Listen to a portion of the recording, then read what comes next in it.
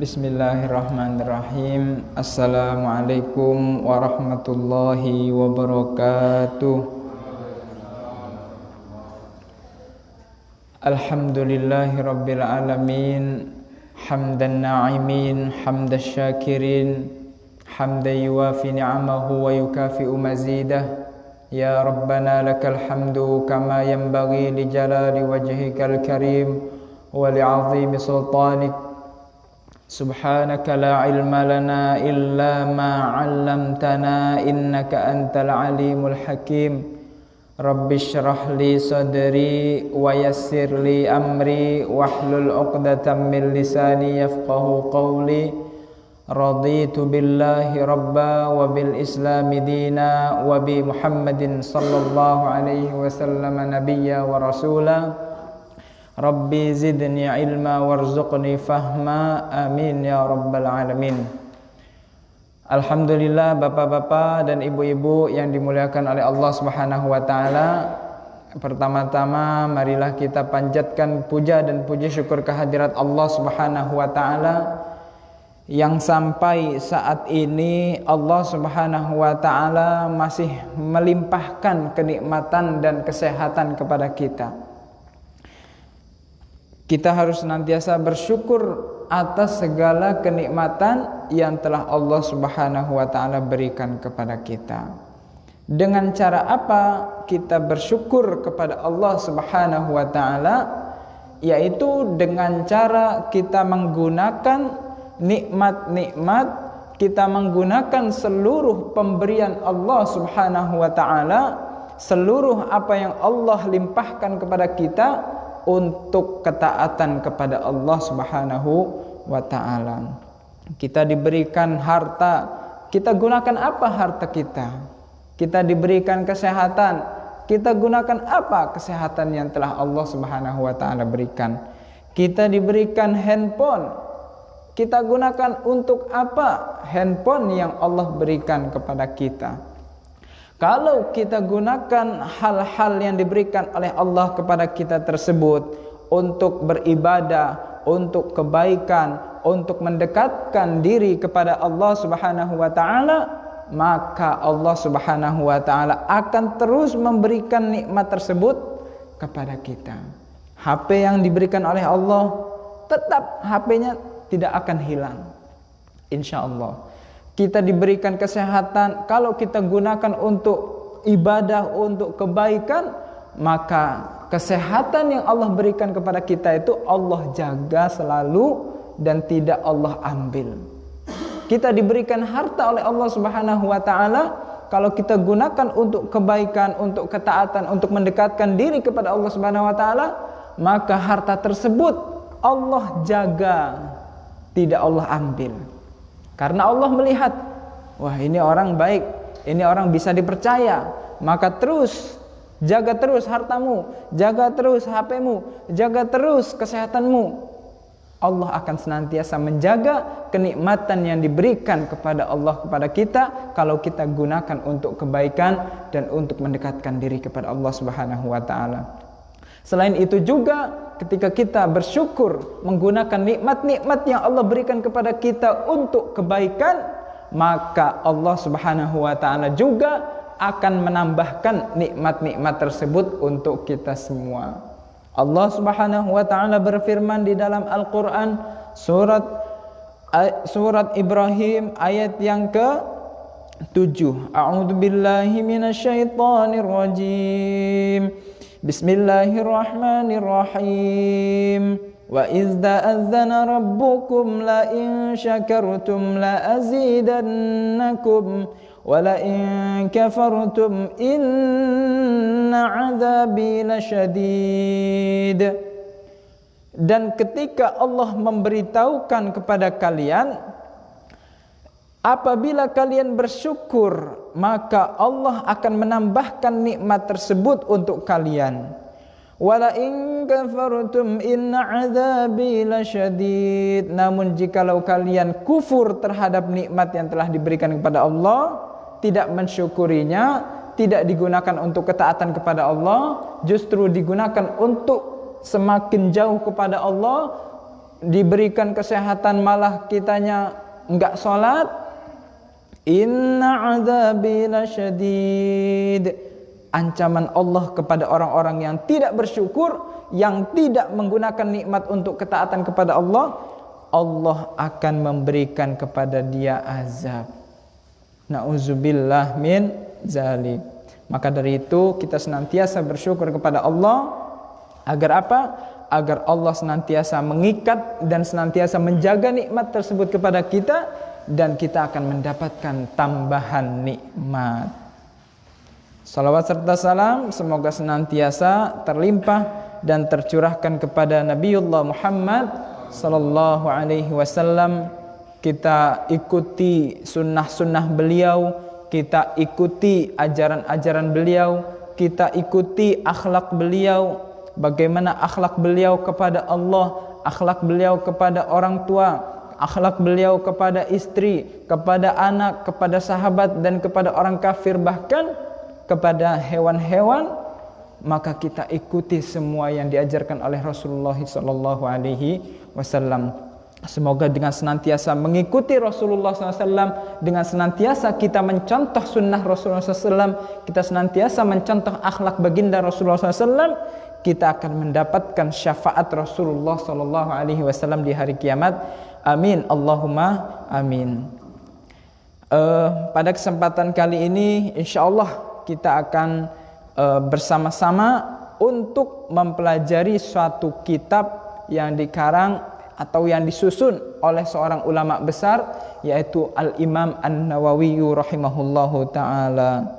Pada kesempatan kali ini saya tidak ingin menceramahi bapak-bapak, saya tidak ingin mengajari bapak-bapak, karena saya juga masih butuh yang namanya ilmu, masih butuh yang namanya banyak ilmu-ilmu yang mana ilmu-ilmu tersebut tidak saya dapatkan di perkuliahan. Maka dengan saling mempelajari, saling belajar, ya, saya juga belajar dengan bapak-bapak sekalian, ya. Jadi tujuan saya datang ke tempat ini tidak lain dan tidak bukan adalah untuk bersilaturahim. Jadi saya datang sini bukan untuk menceramahi bapak-bapak, ya.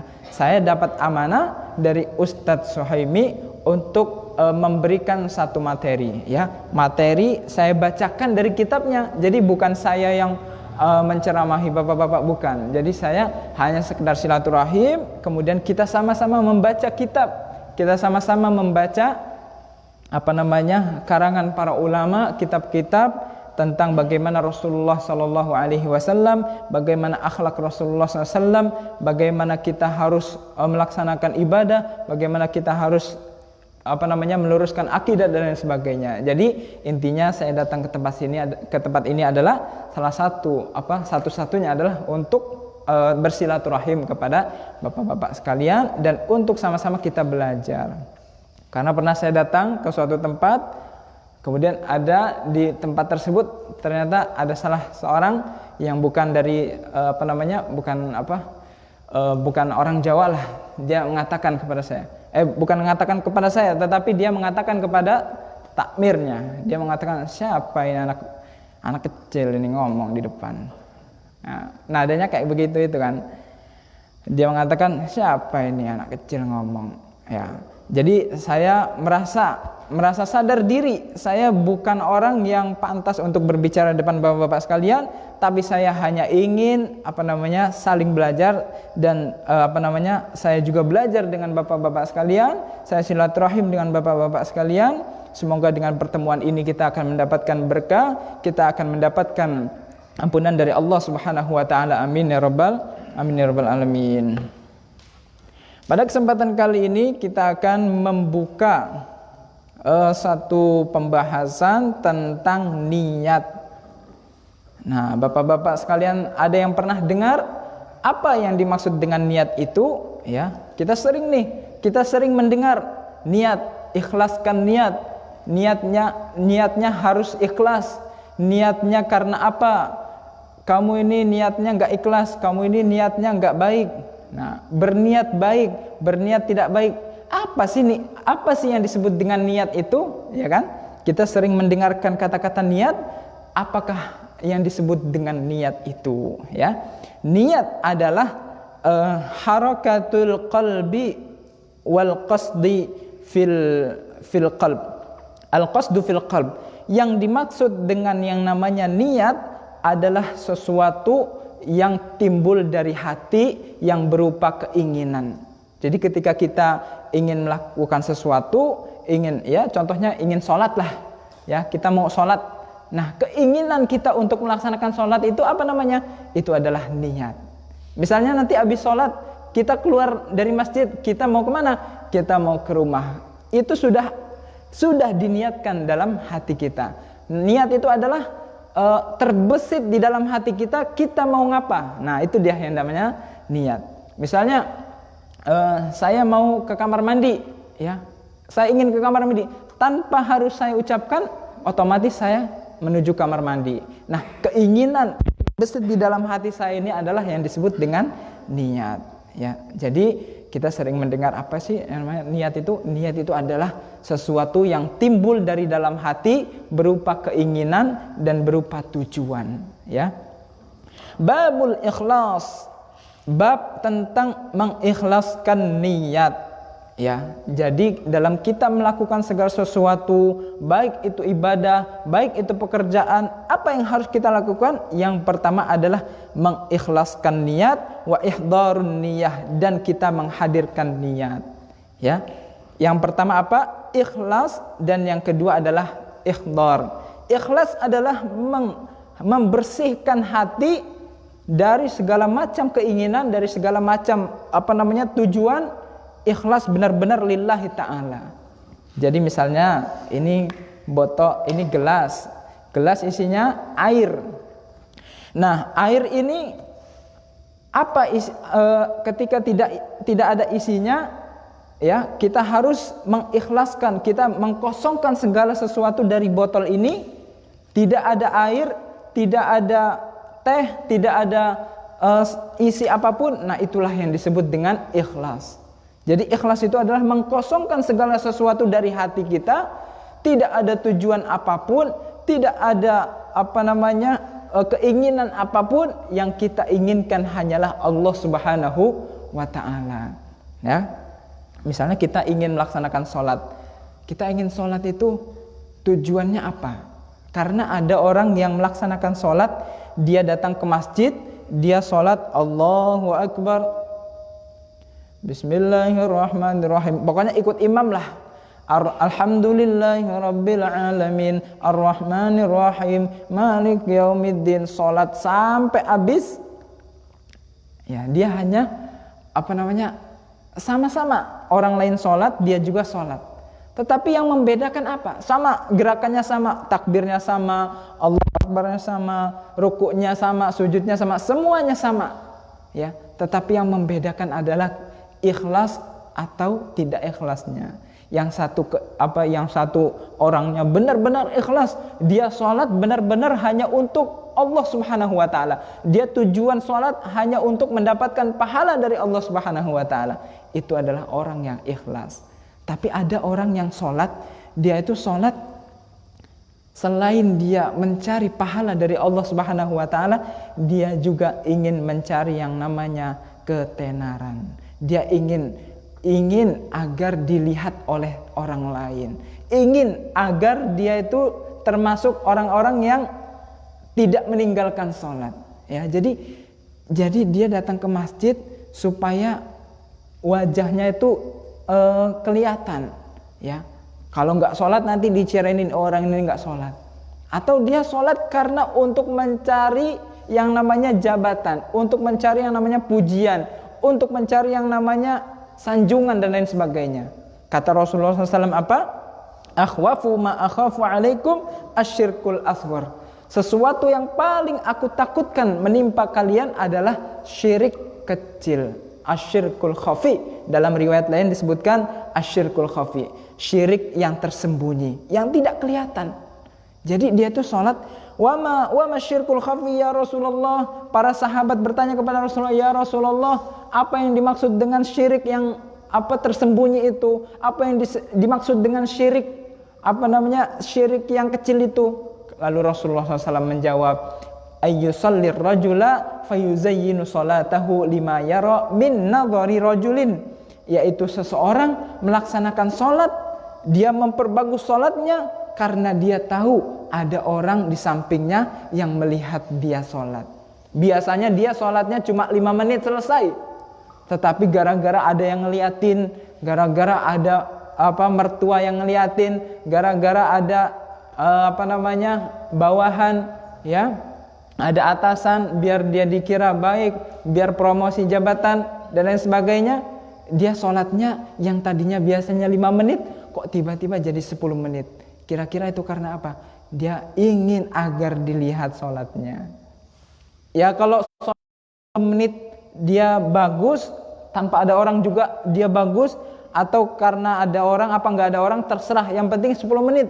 Nah, itulah yang dimaksud dengan ikhlas. Tapi kalau dia nggak ikhlas, dia kepengen dilihat oleh orang lain. Apa yang dimaksud dengan jadi ada yang dimaksud dengan riya. Riya itu ingin agar dilihat oleh orang lain. Yang dimaksud dengan riya itu manakala seseorang melaksanakan ibadah namun dia mengurangi atau menambah gara-gara dilihat oleh orang lain. Enggak apa-apa ibadah itu dilihat orang lain, enggak apa-apa ibadah itu didengar oleh orang lain. Yang penting jangan gara-gara dilihat oleh orang lain amalan kita atau ibadah kita jadi baik.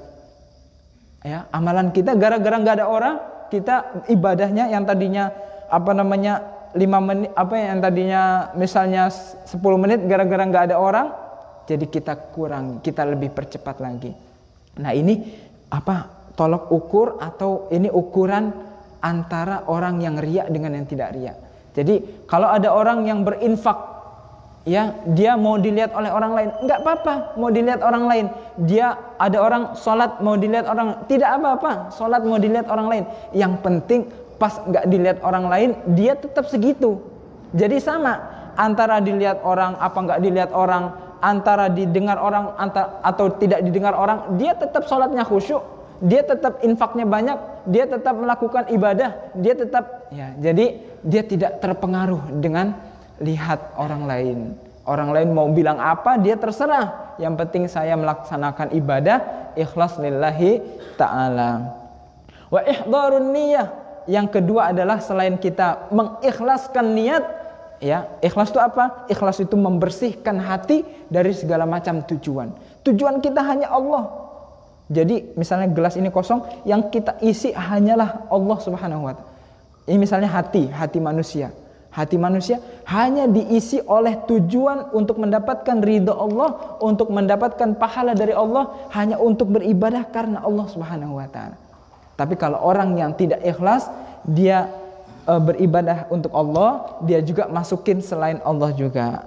Jadi dia mencampur adukkan. Jadi marilah kita melaksanakan ibadah, melaksanakan sholat, melaksanakan puasa, sedekah dan lain sebagainya benar-benar ikhlas lillahi ta'ala. Karena apa? Karena ikhlas itu adalah syarat diterimanya ibadah. Jadi kalau ada orang sholat, ya, mau dilihat oleh orang lain, ya, dia tidak mendapatkan pahala. Dia hanya gugur saja kewajibannya. Sholatnya sudah, dia sudah menggugurkan kewajiban, dia sudah menjalankan kewajiban, tetapi pahalanya dapat apa enggak? Wallahu a'lam bishawab.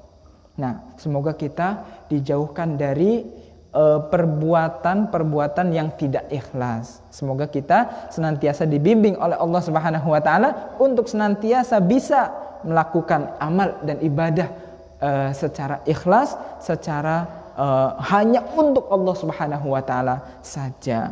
Wa ihdharun niyah, dan menghadirkan hati. Jadi niat itu harus ikhlas. Kemudian yang kedua harus dihadirkan.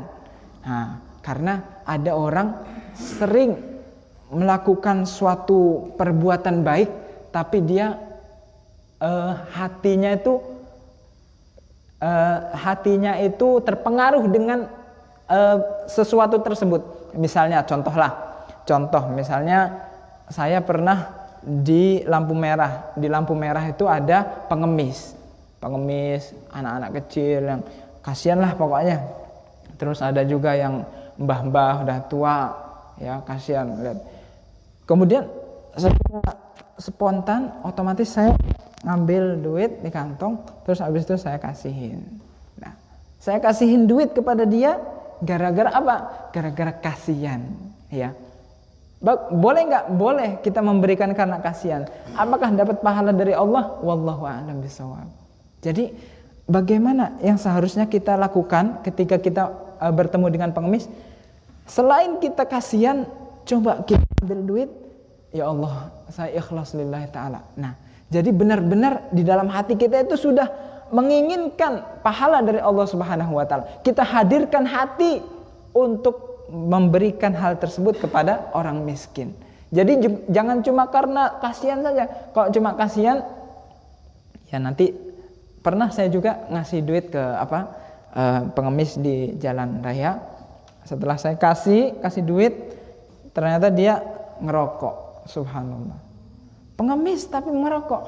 Saya kirain dikasih duit terus buat makan, buat kebutuhan sehari. Enggak, dia ternyata ngerokok.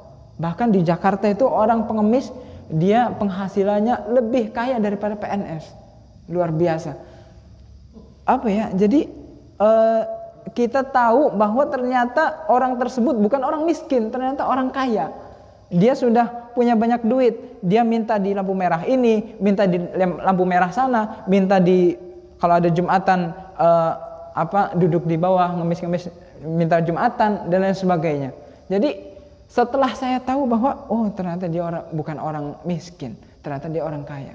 Wah, nyesel saya ngasih duit ke dia. Ya jadi yang tadinya ngasih duit jadi nyesel. Tapi kalau berbeda, kalau misalnya dari awal kita ngasihnya sudah ikhlas lillahi ta'ala, ya Allah, saya berikan ini hanya untuk hanya untuk mendapatkan pahala darimu ya Allah. Bismillahirrahmanirrahim. Terus mau urusan dia ngerokok, mau urusan dia sudah banyak duit, mau urusan apapun, pahala kita sudah tertulis di mata Allah Subhanahu wa taala, pahala kita sudah tertulis di sisi Allah Subhanahu wa taala. Jadi apa? Jadi kita harus menghadirkan hati, menghadirkan keikhlasan, menghadirkan niat ketika kita ingin melakukan suatu amalan perbuatan, ingin melakukan suatu ibadah, kita harus benar-benar hadirkan hati bahwa kita benar-benar ingin mendapatkan pahala dari Allah Subhanahu wa taala. Begitu juga salat. Salat kita datang dari rumah, jalan kaki sampai masjid, ya, sudah menjadi kebiasaan kita melaksanakan salat. Jadi kita lupa untuk menghadirkan hati. Seharusnya apa? Seharusnya kita hadirkan hati. Ya Allah, saya ingin melaksanakan salat ini benar-benar untuk mendapatkan pahala dari-Mu ya Allah. Nah, banyak di antara kita yang mungkin dari rumah kita sudah berjalan ya karena sudah kebiasaan dari kecil. Ya, alhamdulillah saya dari kecil sudah dibiasakan sama orang tua pergi ke masjid subuh, zuhur, asar, maghrib, isya, subuh, semuanya saya laksanakan di masjid. Nah, udah menjadi kebiasaan. Nah, sehingga apa? Lupa untuk menghadirkan hati, lupa untuk menghadirkan niat, menghadirkan hati. Ya Allah, saya ingin melaksanakan ini bukan karena kebiasaan ya Allah. Saya ingin melaksanakan ini benar-benar untuk melaksanakan ibadah, untuk mendapatkan pahala dari-Mu, untuk mendapatkan ridho-Mu, untuk mendapatkan jannah-Mu ya Allah. Nah, seharusnya yang kita lakukan adalah menghadirkan hati, menghadirkan niat. Nah, baiklah, pada kesempatan kali ini mari sama-sama kita membaca firman Allah Subhanahu wa taala di dalam surat Al-Bayyinah ayat yang kelima. A'udzu billahi minasyaitonir rajim. Bismillahirrahmanirrahim.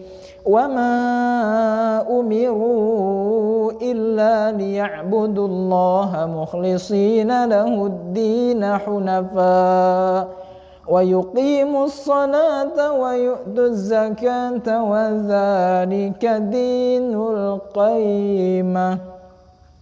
Allah Subhanahu wa taala berfirman, "Wa ma umiru," dan tidaklah kalian diperintahkan kecuali hanya untuk menyembah Allah dan mengikhlaskan ibadah hanya untuk Allah. Jadi Allah suruh kepada kita ibadah, dan setelah Allah suruh kita ibadah, kita suruh ikhlaskan ibadah itu hanya untuk Allah.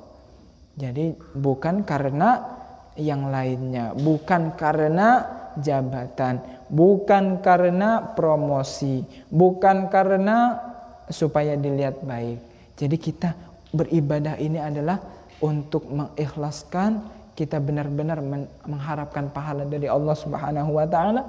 Karena apa? Karena ketika seseorang beramal atau beribadah tidak ikhlas, maka Allah Subhanahu wa taala akan berfirman di hari kiamat, idhabu ila man taqsudunahu fid dunya. Pergilah kepada orang-orang yang dahulu kalian tuju di dunia. Jadi ketika di akhirat semua amal ibadah dipertanggungjawabkan. Salat kita dipertanggungjawabkan, puasa kita dipertanggungjawabkan, kemudian sedekah kita dipertanggungjawabkan. Semuanya dipertanggungjawabkan di hadapan Allah. Lalu Allah lihat ibadah ini ikhlas enggak? Kalau misalnya perbuatan ibadahnya tidak ikhlas, dia mengharapkan dunia yang lain, dia tidak mengharapkan Allah saja, dia mengharapkan selain Allah juga, Allah berfirman, idhabu ila man taqsudunahu fid dunya. Pergilah kamu kepada orang yang dahulu kamu tuju di dunia ini. Misalnya ada orang yang sholat, ya, selain dia mencari pahala, dia juga mau promosi jabatan. Dia juga selain dia mendapatkan pahala dari Allah, dia juga ingin supaya diterima oleh calon mertuanya dan lain sebagainya. Nah, ini tidak boleh. Apa kata Allah Subhanahu wa taala di hari kiamat? Pergilah kamu ke mertuamu, pergilah kamu ke pimpinan atasanmu, pergilah kamu ke orang-orang yang dahulu kamu ingin dilihat oleh mereka. Jadi Allah tidak rela kalau kita beribadah, kalau kita beramal, kalau kita melakukan perbuatan baik, kita melakukannya untuk mendapatkan selain Allah juga. Allah cemburu. Ya, bagaimana sih cemburu itu? Cemburu itu tidak rela diduakan. Allah tidak rela diduakan. Wa ma umiru, maka dari itu Allah berfirman, wa ma umiru illa liya'budullah. Kamu tidak diperintahkan kecuali untuk beribadah kepada Allah dan benar-benar mengikhlaskan. Singkirkan semua kepentingan-kepentingan dulu. Singkirkan semua keinginan-keinginan yang sifatnya duniawi. Singkirkan semua hanya untuk Allah Subhanahu wa taala, hanya untuk Allah Subhanahu wa taala saja. Dan Allah Subhanahu wa taala juga berfirman, la yanalallaha luhumuha wala dima'uha walakin yanaluhu taqwa minkum. Jadi ada dua orang yang berkurban. Yang satu berkurban dengan, pernah dengar cerita Kabil dan Habil, anaknya Nabi Adam. Yang satu namanya Kabil. Kabil ini diperintahkan oleh Allah, Kabil, silakan kamu persembahkan, silakan kamu korbankan yang kamu miliki, yang kamu punya, kamu korbankan, kamu persembahkan untuk Allah Subhanahu wa taala. Lalu datanglah Kabil membawa persembahannya. Kemudian yang satunya Habil, wahai Habil, persembahkanlah apa yang kamu miliki untuk Allah Subhanahu wa taala. Jadi Allah sebetulnya tidak butuh itu semua. Allah hanya ingin melihat ketaatan kita kepada Allah. Allah tidak butuh, Allah Maha Kaya, Allah punya seluruh apa yang ada di langit dan ada di bumi. Ya. Jadi si Kabil sudah mempersembahkan, sekarang gilirannya si Habil. Ini Kabil, ini Habil. Datanglah Habil dengan membawa persembahannya untuk Allah Subhanahu wa taala. Nah, dua-duanya ini mana yang diterima oleh Allah Subhanahu wa taala? Di antara yang diterima adalah mereka yang persembahannya itu disambar oleh api yang datang dari langit. Nah, ternyata dari kedua ini yang disambar api dari langit adalah punyanya si Habil ini. Apa yang dilakukan? Apa yang terjadi sebenarnya? Kenapa hanya si Habil saja yang disambar api oleh api dari langit? Kenapa si Kabil ini enggak? Ternyata si Kabil ini mempersembahkan buah-buahan yang sudah busuk. Sedangkan si Habil ini mempersembahkan sesembelihan atau kambing yang masih segar, yang masih bagus, yang masih besar, tidak ada sakit, tidak ada cacat apapun. Akhirnya inilah yang diterima oleh Allah Subhanahu wa taala. Jadi bukan barangnya yang akan diterima oleh Allah Subhanahu wa taala, tapi keikhlasan atau nilai keikhlasan seseorang kepada Allah Subhanahu wa taala. Sama-sama seseorang misalnya menyembelih kambing, tapi siapa yang ikhlas, dialah yang akan diterima oleh Allah Subhanahu wa taala. Allah berfirman di dalam Al-Qur'an surat Al-Hajj ayat yang ke-37. La yanalallaha luhumuha wala dima'uha. Yang kamu sembelih dari hewan itu bukan dagingnya yang akan sampai kepada Allah, bukan darahnya yang akan sampai kepada Allah, walakin yanaluhu taqwa minkum, tetapi yang akan sampai kepada Allah, yang akan diterima oleh Allah Subhanahu wa taala adalah ketakwaannya. Jadi ketakwaan dan keikhlasan itulah yang akan diterima oleh Allah Subhanahu wa taala. Meskipun dagingnya besar, daging gajah sekalipun, tapi kalau dilakukan tidak ikhlas, dilakukan tidak benar-benar untuk ketaatan kepada Allah, dia mencari dunia, dia mencari sesembahan selain Allah juga, maka meskipun sebesar apapun, sebesar gajah sekalipun, tidak akan diterima oleh Allah Subhanahu wa taala. Mau kurban sapi, mau kurban onta sekalipun tidak akan diterima kalau tidak ikhlas lillahi ta'ala. Tetapi sekecil apapun kambing, sekecil apapun, meskipun kita tidak punya kambing, ya sudah, ayam sajalah. Ya. Tetapi yang sunnahnya adalah kambing untuk kurban ini. Nah, kalau kita tidak punya sapi, ya kita cuma punya kambing. Ya, kambing itulah yang bisa kita sembahkan untuk Allah, persembahkan untuk Allah. Ya Allah, saya hanya punya ini ya Allah. Ya sudah, meskipun nilainya hanya nilainya kecil, tetapi di mata Allah Subhanahu wa taala itulah sangat besar. Maka Allah tidak melihat sebesar apapun apa yang kita persembahkan kalau niatnya enggak ikhlas. Yang dilihat oleh Allah Subhanahu wa taala adalah sesuatu yang ikhlas meskipun itu kecil. Tetapi yang lebih baik adalah kalau sesuatu itu besar dan juga ikhlas lillahi ta'ala.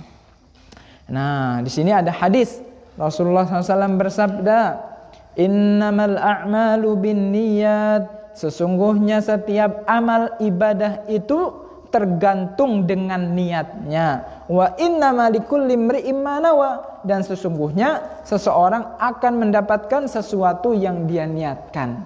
Faman kanat hijratuhu ilallahi wa rasuli, barang siapa yang melakukan perjalanan hijrah hanya untuk Allah dan Rasulnya, maka dia hijrahnya itu akan diterima oleh Allah dan akan menuju kepada Allah dan Rasulnya. Wa man kanat hijratuhu lidunya yusibuha aw imra'atin yankihuha fahijratuhu ila ma hajara ilai. Tetapi barang siapa yang melakukan hijrah, perjalanan jauh keluar dari negara yang tidak baik menuju tempat yang baik, lingkungan yang tidak baik menuju yang baik, fahijratuhu ila ma hajara ilai. Barang siapa yang hanya karena Allah dan Rasulnya, maka wa man kanat hijratuhu yunkihu aw imra'atin yankihu fa hijratuhu ila ma hajara ilaihi. Barang siapa yang hijrahnya itu hanya untuk wanita yang ingin dia nikahi, maka hijrahnya itu akan dia dapatkan sebagaimana yang dia inginkan. Jadi ceritanya dulu itu ada seorang sahabat Nabi namanya Muhajir Ummu Qais, ya. Jadi Muhajir ini dia melihat seorang wanita yang dia cintainya di Mekah. Jadi dulu di Mekah itu situasinya orang-orang masih tidak beriman. Banyak orang-orang kafir Quraisy, banyak orang-orang musyrikin. Diperintahkanlah Nabi dan para sahabatnya untuk berpindah dari Makkah ke Madinah. Namanya hijrah. Apa hijrah itu? Hijrah itu adalah berpindah dari lingkungan yang tidak baik menuju lingkungan yang baik. dari sesuatu yang tidak baik menuju yang baik. Nah, banyak sahabat Nabi yang di Mekah itu pada pergi ke Madinah. Ada Umar bin Khattab, ada Abu Bakar As-Siddiq, ada Utsman bin Affan, semuanya pada hijrah. Nah, ada seorang laki-laki yang dia ini sebetulnya belum beriman, dia belum masuk Islam. Tetapi dia melihat wanita yang dia cintainya ini ternyata sudah ikut hijrah, udah pergi dari Makkah menuju Madinah. Akhirnya dia tahu posisi wanita ini sudah berhijrah, akhirnya dia kejar, dia ingin juga berhijrah. Tapi apa? Hijrahnya ingin mencari wanita, ingin mencari seorang wanita yang dia cintai. Apa kata Rasul? Fahijratuhu ila ma hajara. Dia tidak akan mendapatkan pahala dari Allah, dia tidak akan mendapatkan pahala dari Allah, tidak akan diridai oleh Allah dan Rasulnya, dia hanya mendapatkan wanita itu. Jadi dia keinginannya terkabulkan, keinginannya tercapai, tapi dia tidak mendapatkan pahala dan ridho oleh Allah Subhanahu wa taala. Kita mau niat apapun, kita akan mendapatkan apa yang kita niatkan. Kita ingin mendapatkan pujian, insya Allah gampang untuk kita dapatkan. Kita ingin mencari jabatan, insya Allah mudah kita dapatkan. Tetapi yang susah itu adalah mencari ridha Allah, melakukan sesuatu hanya untuk Allah Subhanahu wa taala. Nah, jam berapa, Pak? 1 menit lagi. Ya, demikian itulah yang tentang niat ini. Semoga kita senantiasa dibimbing oleh Allah Subhanahu wa taala untuk senantiasa bisa mengikhlaskan niat lillahi taala.